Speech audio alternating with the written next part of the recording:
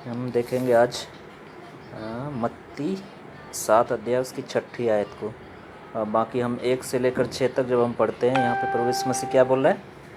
दोष मत लगाओ और तुम पर भी दोष न लगाया जाए, क्योंकि जिस प्रकार तुम दोष लगाते हो उसी प्रकार तुम पर भी दोष लगाया जाएगा। जिस नाप से तुम नापते हो उसी नाप से तुम्हारे लिए भी नापा जाएगा।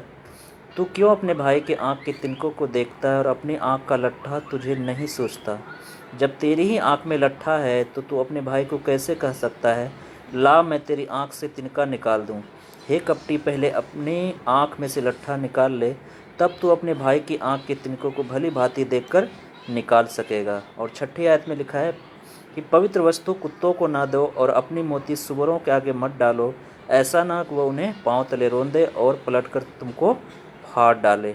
तो यहाँ पे मत्ती 7 अध्याय उसकी 6ठी आयत में प्रभु यीशु मसीह एक मुहावरे को यूज करता है। जैसा हम एक बहुत सारे कहावत बोलते हैं, एक इसमें से एक कहावत है कि भैंस के आगे बीन बजाए भैंस बने पगराए, यानी भैंस को आगे कितनों आप हॉर्न मारो या सीटी बजाओ, भैंस हटने वाला नहीं है। तो इस तरह एक ये मुहावरा है जिसको जो यहाँ पे प्रभु यीशु मसीह यूज करता है। जैसे यूहन्ना ने भी एक शब्द यूज किया था कि हे सांप के बच्चों, तुम्हें किसने चेता दिया कि परमेश्वर के क्रोध से भागो, अपने पापों से मन फिराओ। तो हम यहाँ पे देखते हैं कि प्रभु यीशु मसीह यहाँ पे कुछ वह चीज़ों को यूज करता है, जैसे कुत्ता शब्द यूज किया है और मोती, सूअर, पवित्र वस्तु। तो यहाँ पे हम मत्ती 7 अध्याय की 6ठी आयत को हम आसान भाषा में हम समझने की कोशिश करेंगे पवित्र आत्मा की अगुवाई में। यहाँ लिखा है कि पवित्र वस्तु कुत्तों को ना दो और अपनी मोती सूअरों के आगे मत डालो, ऐसा ना हो कि वह उन्हें पाँव तले रौंदे और पलटकर तुमको फाड़ डाले। तो हम जब हम यहूदी समाज की ओर देखते हैं तो उस समय आज भी यहूदी लोग कुत्तों और सूअरों को क्या समझते हैं? अशुद्ध समझते हैं।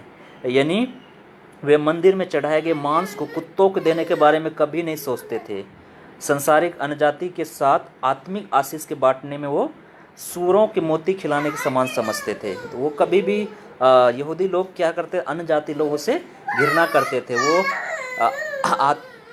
आत्मिक आशीष को उनके साथ बांटना नहीं चाहते थे। यदि सूअरों को खाने के लिए मोती दिया जाए तो क्या करेगा? वो सूअर को अगर हम मोती देंगे तो वो क्या करेगा? मोती को थूक देगा और वो क्या करेगा? उन्हें पैरों से रौंद देगा और मुड़कर मोती देने वालों को फाड़ भी सकता है। तो यहाँ तो हमें क्या समझना चाहिए कि कुत्तों और सूअरों का यहाँ उल्लेख किससे है, कितना इस्तेमाल कर रहा है। यहाँ किसी कुत्ते के बारे में स्पेशली नहीं बोला जा रहा है, ना ही मोती के बारे में, ना ही सूअर के बारे में। वो एक उदाहरण लिया प्रभु यीशु मसीह ने। जैसा प्रभु यीशु मसीह जब एक उदाहरण लेता है कि बीज बोने वाला बीज लेके चला, तो वहाँ पे एक उदाहरण लिया। उसी तरह यहाँ पे एक मुहावरा है, एक उदाहरण है। कुत्ता और किसी जानवर का नाम लेकर वो हमें समझाना चाहता है कुत्ता किसको दर्शाता है और वो सूअर किसको दर्शाता है। एक कठोर अविश्वासी हृदय को दर्शाता है। यानी वे उन लोगों को दर्शाता है जिनका हृदय बहुत ही कठोर होता है और वो जानबूझकर परमेश्वर के वचन का विरोध करते हैं। लगातार वो परमेश्वर के वचन को ठुकराते हैं। हम उसको बताते हैं बार बार, लेकिन वो हमेशा विरोध करते हैं, हमेशा परमेश्वर के वचन को ठुकराते हैं। वे लोग परमेश्वर के मोतियों, अर्थात परमेश्वर के मोती मतलब परमेश्वर के वचन का क्या करते हैं? विरोध करते हैं, उसको स्वीकार नहीं करते हैं। ऐसे लोगों की आत्मिक बातें बताने से कोई लाभ नहीं हो सकता है। तो इसलिए प्रभु यीशु मसीह ने बोला कि जिस गांव में तुम सुसमाचार सुनाने के लिए जाओ, अगर वो लोग तुम्हारे सुसमाचार को नहीं सुने तो क्या करना? अपने पैरों की धूल झाड़ देना और वहाँ से निकल लेना। यानी हमें उनको खुशामद करने की ज़रूरत नहीं है, लल्ला पोती करने की ज़रूरत नहीं है। अरे भाई सुन ले, अरे मान ले सुसमाचार, ऐसे करने की ज़रूरत नहीं। क्योंकि सुसमाचार क्या है? परमेश्वर की सामर्थ्य है। परमेश्वर जिसे चाहे उसे बदलेगा, जिसे चाहे उसे नहीं बदलेगा। वो परमेश्वर के ऊपर डिपेंड करता है। लेकिन हम सुसमाचार को हमें पूरे अधिकार के साथ हमें दूसरों को बताना है। किसी को हम ज़बरदस्ती नहीं करना है। किसी के साथ हम वो क्या बोलते हैं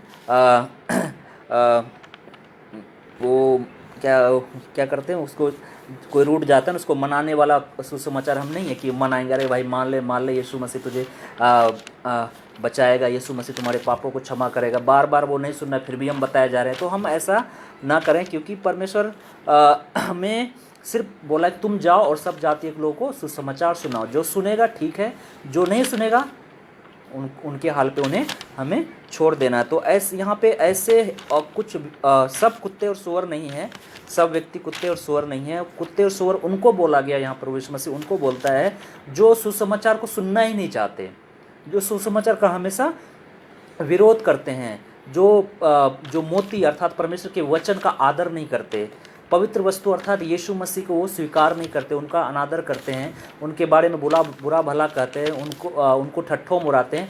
ऐसे लोगों को बोला गया कि सुअर और कुत्ते, अर्थात अविश्वासी हठीले हृदय वाले व्यक्ति को यहाँ सुअर और कुत्ते के रूप में दर्शाया गया। तो फिर भी हम लोगों को कुत्तों और सुअरों का शब्द जो यहाँ प्रयोग किया गया, हमें बड़ी सावधानी से शब्दों का प्रयोग करना है। और अधिकांश लोग कुत्ते और सुअर की तरह नहीं होते हैं, इस तरह के लोग कम पाए जाते हैं। लेकिन हमें क्या करना है, हमें उनसे भी प्रेम करना है, क्योंकि प्रभु यीशु मसीह का वचन बताता है मत्ती 5:44 में कि हमें सबसे प्रेम करना है, हमें अपने दुश्मनों से भी प्रेम करना है। तो हालांकि हम जानते हैं कि उनसे बात नहीं कर सकते, फिर भी हम उनके लिए क्या कर सकते हैं, प्रार्थना कर सकते हैं। वो नहीं सुन रहे, कोई बात नहीं, हम लेकिन उनसे अब बात नहीं कर सकते, उनको दोबारा हम फोर्स नहीं कर सकते, लेकिन हम उन अविश्वासी कठोर हृदय के लिए हम क्या कर सकते हैं, प्रार्थना कर सकते हैं। तो यहाँ पे वही चीज़ यहाँ पे दर्शाया गया। पवित्र वस्तु क्या है, प्रभु यीशु मसीह है। प्रभु यीशु मसीह को पवित्र क्या है, हमारा प्रभु यीशु मसीह पवित्र है।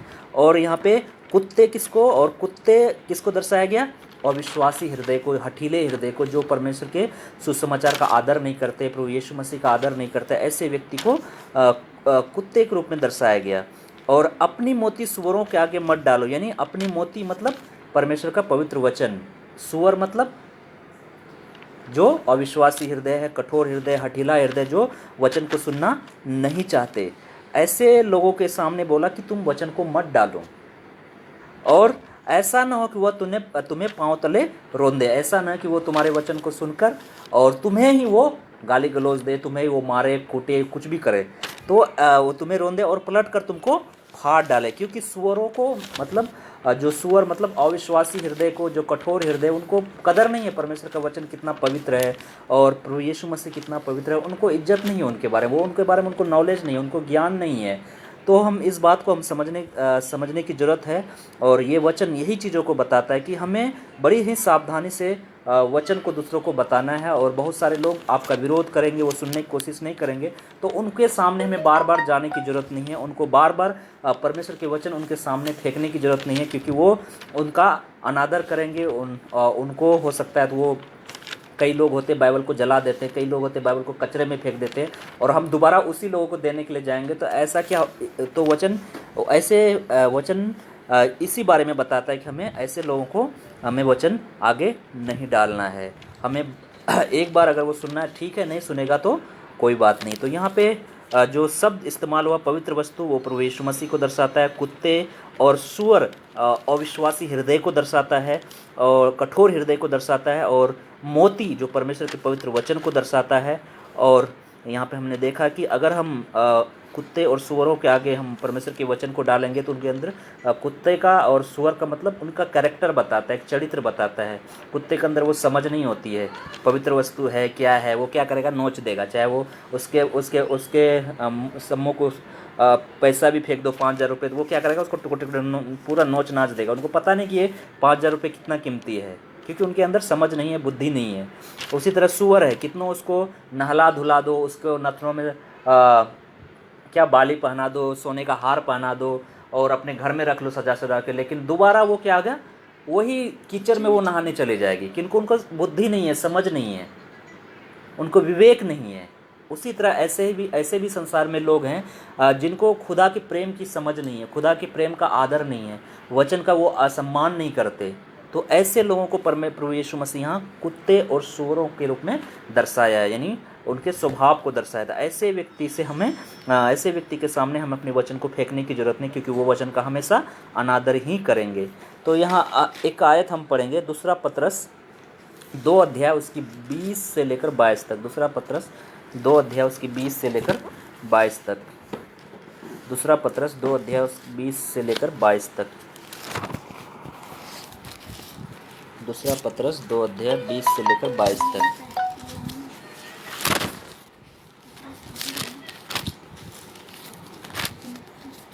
दूसरा पत्रस 2 अध्याय,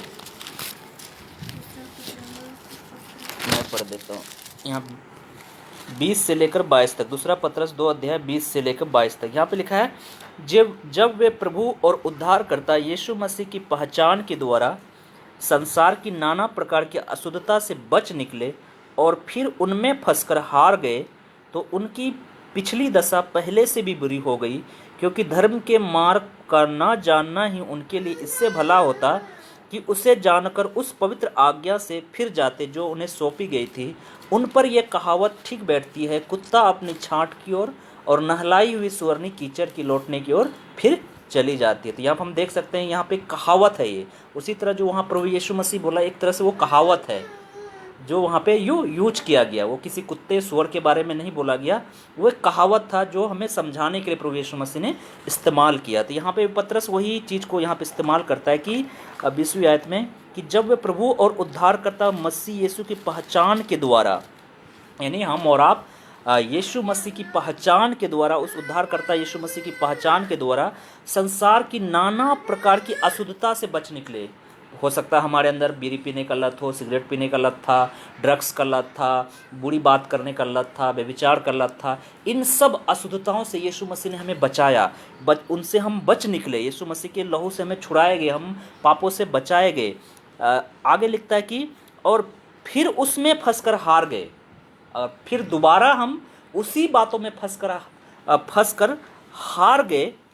दोबारा जब जिस बातों से हमें निकाला गया, कौन सी बातों से? व्यभिचार की बातों से, लोभ की बातों से, लालच की बातों से, सिगरेट पीने की जो लत था, ड्रग्स का लत था, झूठ बोलने का लत था, बहुत सारे पाप हमारे जीवन में थे। उनसे हम निकल गए एक बार और प्रभु यीशु मसीह ने हमें छुड़ा लिया। दोबारा हम उसी पापों में अगर फंसकर हार गए, लिखता है कि उनकी पिछली दशा पहले से भी बुरी हो जाती। यानी हमारी पिछली दशा पहले से भी, जो हमारा पहले दशा था, जिस दशा से प्रभु यीशु मसीह ने हमें छुड़ाया, उनसे भी बुरी हो जाती है। मत्ती 5:43 में लिखता है कि जब दुष्ट आत्माएं होती है तो वो ऐसे घर को ढूंढती है जो साफ सुथरा हो, सजा सजाया, और उस घर में ढूंढती है और 7 और अधिक दुष्ट आत्माओं को लेकर आती है और उस घर में बैठ जाती है। और प्रभु यीशु मसीह बताता है उनकी पिछली दशा पहले से भी बुरी हो जाती है। तो अगर हम यीशु मसीह को जानने के बाद फिर पाप करते हैं तो हम क्या हो जाते हैं? हार जाते हैं। जब हम हार जाते हैं, दुष्ट आत्मा हमें देखता है, बोलता है ये घर हमारे लिए परफेक्ट है, और अधिक 7 दुष्ट आत्माओं को हम लेके आता है और उस घर में बैठ जाता है और हमारी पहली दशा पिछले से भी बुरी हो जाती है। तो क्या लिखा है? फिर उनमें फंसकर हार गए तो उनकी पिछली दशा पहले से भी बुरी हो गई, क्योंकि धर्म के मार्ग को ना जानना है उनके लिए भला होता, उसे जानकर उस पवित्र आज्ञा से फिर जाते जो उन्हें सौंपी गई थी। यहाँ पतरस बताता है इससे बढ़िया कि वो व्यक्ति खुदा को पहले जानता ही नहीं। यानी मसीह में आने के बाद अगर फिर भी हम फिल्म देखते हैं, फिर भी हम झूठ बोलते हैं, फिर भी हम व्यभिचार करते हैं, गलत काम करते हैं, इससे बढ़िया कि हम पहले ही सही थे जब हम प्रभु यीशु मसीह को नहीं जानते। जानने के बाद भी ये सब काम करते हैं तो यहाँ बताता है कि भला होता कि वो उसे जानकर उस पवित्र आज्ञा से फिर जाते जो उन्हें सौंपी गई थी। उन पर यह कहावत ठीक बैठती। किन पर यह कहावत ठीक बैठती है? जो यीशु मसीह के जानने के बाद भी पाप में फंसकर, गलत कामों में फंसकर, व्यभिचार में फंसकर, झूठी बातों में फंसकर, लालच में फंसकर और बहुत सारे नाना प्रकार की बातों में फंसकर आज भी मसीह को जानने के बाद वो थिएटर में जाते हैं, फिल्म देखते हैं, गलत वीडियोस देखते हैं, अश्लील बातें करते हैं। ऐसे लोग, उन पर यह कहावत ठीक बैठती है कि कुत्ता अपनी छांट की ओर, कुत्ता अपनी छांट की ओर। कुत्ता क्या होता है? जब उल्टी करता है तो वो वापस अपनी ही उल्टी को चाटता है। ऐसे ही वो लोग होते हैं जो यीशु मसीह को जानने के बाद पाप करते हैं, वो उस कुत्ते के समान है। और लिखा है कि और नहलाई हुई सुअरनी कीचड़ में लौटने के लिए फिर लौट जाती है। जैसे सुअर के समान है, जो कितनों नहला दो वो वापस कीचड़ में ही जाएगी। तो यहाँ पे प्रभु यीशु मसीह यही कहावत वहाँ पे हम देखते हैं मत्ती में भी ऐसे ही शब्दों का वो इस्तेमाल करता है जैसा यहाँ पतरस इस्तेमाल करता है। तो इस बात को हम याद रखें। नीति वचन 11 अध्याय उसकी 22 आयत बताता है। नीति वचन 11 अध्याय उसकी 22 आयत। नीति वचन 11 अध्याय 22 आयत। नीति वचन 11 अध्याय 22 आयत। यहाँ लिखा है कि जो सुंदर स्त्री विवेक नहीं रखती वह थूथन में सोने की नथ पहने हुए सूअर के समान है। क्या है? स्त्री तो सुंदर है, लहंगा पहन लिया, कपड़ा पहन लिया, सोने चांदी मेकअप इतना से इतना कर लिया कि सब देखने में बहुत सुंदर है, लेकिन अगर उसके अंदर विवेक नहीं है तो क्या है? सूअर के समान है। यहाँ लिखा है कि जो सुंदर स्त्री विवेक नहीं रखती है और थूथन में सोने के नथ पहने हुए है, थूथन में सोने की नथ पहने हुए सूअर के समान। जैसे सूअर होता है उसको नथ पहना दो सोने का नथ, तो कैसा लगेगा वो? अरे क्या यार, क्यों सूअर को पहना दिया है? उसी तरह वो स्त्री होती है जो सुंदर दिखती है, उनके पास बहुत धन दौलत है, संपत्ति है और देखने में बहुत खूबसूरत है, सोने का हार पहनती है, अच्छे अच्छे कपड़े पहनती है, लेकिन अगर विवेक नहीं है, समझ नहीं है, बुद्धि नहीं है, परमेश्वर के प्रेम का वो आदर नहीं करता, परमेश्वर के वचन का उसका ज्ञान नहीं है, तो क्या है? उस सूअर के समान है जो अपने नथ में सोने का जो थूथन में सोने का नथ पहने हुए सूअर के समान है। उसी तरह यहाँ पे प्रभु यीशु मसीह इस्तेमाल किया है ऐसे व्यक्ति को जो परमेश्वर के वचन का आदर नहीं करते, जो परमेश्वर के पुत्र प्रभु यीशु मसीह का सम्मान नहीं करते। वो क्या है? एक उस स्त्री के समान है जो सुंदर है लेकिन उसके अंदर विवेक नहीं है। तो ऐसे व्यक्ति को प्रभु यीशु मसीह बोलता है कि कुत्ते और सूअरों के आगे अपनी मोती मत डालो, नहीं तो वो उसको फाड़ देगा और तुम्हें पलटकर वो मार भी सकता है। तो कुत्ते और सूअर ऐसे व्यक्ति को दर्शाता है जिसके अंदर विवेक नहीं है, जिसके अंदर ज्ञान नहीं है, जिसके अंदर बुद्धि नहीं है, जिसके अंदर समझ नहीं है, जो हठीला है, जो हमेशा परमेश्वर के वचन का अनादर करता है, अस्वीकार करता है। ऐसे लोगों के आगे हमें परमेश्वर के पवित्र वचन जो मोती के रूप में दर्शाया गया उसको हम उसके आगे ना फेंकें, क्योंकि वो उनका कभी आदर नहीं करेंगे, क्योंकि वो कभी परमेश्वर के प्रेम को जाना ही नहीं है कि परमेश्वर कितना पवित्र है, कितना प्रेमी है और परमेश्वर का वचन कितना महत्वपूर्ण है हमारे जीवन के लिए, जो हर एक व्यक्ति के जीवन को बदलता है। तो यहाँ पे मत्ती 7 अध्याय उसकी 6 आयत में जो वचन का अर्थ है यही अर्थ है कि हम जो पवित्र वस्तु है वो खुद प्रभु यीशु मसीह है और मोती जो है वो खुद परमेश्वर का पवित्र वचन है, और जो कुत्ते और सूअर जो है वो है एक अविश्वासी हठीला हृदय जो परमेश्वर के पुत्र प्रभु यीशु मसीह का सम्मान नहीं करते, वचन का आदर नहीं करते। ऐसे लोगों को यहाँ पे कुत्ते और सूअरों के रूप में दर्शाया गया, जो अपने अंदर विवेक नहीं रखता, समझ नहीं रखता है, जिसको परमेश्वर की बुद्धि और ज्ञान नहीं है परमेश्वर के बारे में समझने के लिए। तो ऐसे लोगों के आगे हमें वचन को नहीं फेंकना है, क्योंकि वो कभी वचन का आदर नहीं करेंगे। तो यहाँ पे एक बार फिर मैं पढ़ देता हूँ मत्ती 7 अध्याय उसकी 6 आयत। पवित्र वस्तु कुत्तों को ना दो और अपनी मोती सूअरों के आगे मत डालो, ऐसा न कि वह उन्हें पाँव तले रोंदे और पलट कर तुमको फाड़ डाले। तो यहाँ वचन जो इस्तेमाल हुआ एक किसी कुत्ते और सूअर के लिए नहीं बोला गया। कुत्ते और सूअर एक उदाहरण लिया गया, एक मुहावरा लिया गया, एक मेटाफोर जो इंग्लिश में बोलते हैं वो सब लिया गया इस तरह से इस्तेमाल करने के लिए, हमें समझाने के लिए, ताकि हम अच्छी तरह से समझ सके।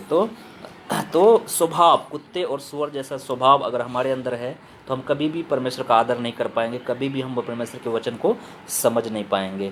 तो परमेश्वर इस वचन के द्वारा हमें आशीष दे और हम परमेश्वर के वचन का आदर करने वाला बन सके, क्योंकि परमेश्वर ने हमें नाना प्रकार की अशुद्धता से हमें बचाकर हमें हमारा उद्धार किया है, और हम दोबारा उस पापों में ना फंसें, नहीं तो हमारी दशा उनसे भी बुरी हो सकती है और हम इसी कुत्ते और सूअर के समान हमारी दशा होगी।